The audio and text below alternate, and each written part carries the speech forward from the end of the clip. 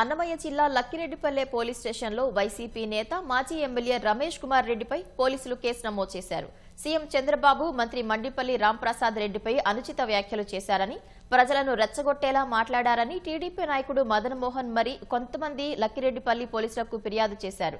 ఈ మేరకు రమేష్ కుమార్ రెడ్డిపై కేసు నమోదు చేశామని లక్కిరెడ్డిపల్లి సీఐ కొండారెడ్డి తెలిపారు.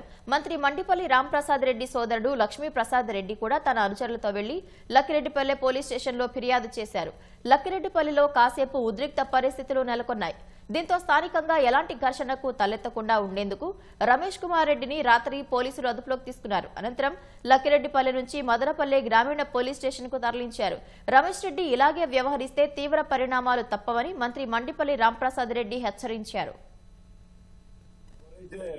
రమేష్ రెడ్డి అనబడే వ్యక్తి తెలుగుదేశం పార్టీ యొక్క ఉగ్గుపాలు దాగి తెలుగుదేశం పార్టీతో బతికి ఈరోజు పైసా కాసులకు అమ్ముడుపోయి టికెట్ రాలేదనే నెపంతో వైసీపీకి లొంగిపోయిన దుర్మార్గుడు అతను.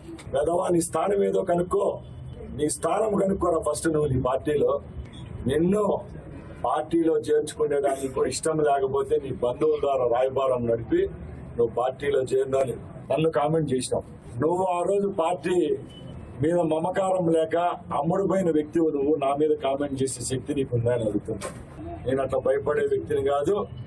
పార్టీలో ఉన్న వాళ్ళకు చెప్తున్నా, పార్టీ నుంచి బయట పోయిన వాళ్ళకు చెప్తున్నా. ఇంకా కొన్ని కోవర్టు కుక్కలు ఉన్నాయి పార్టీలో.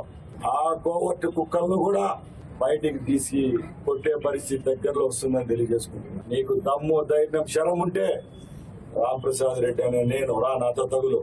అంతే తప్పగా మా పార్టీ మీద, మా నాయకుడి మీద, నా మీద ఎక్కడన్నా ప్రెస్ మీట్లు పెట్టి ఎవడన్నా సోషల్ మీడియా పోస్ట్ పెట్టినా సహించేది లేదని చెప్తున్నా.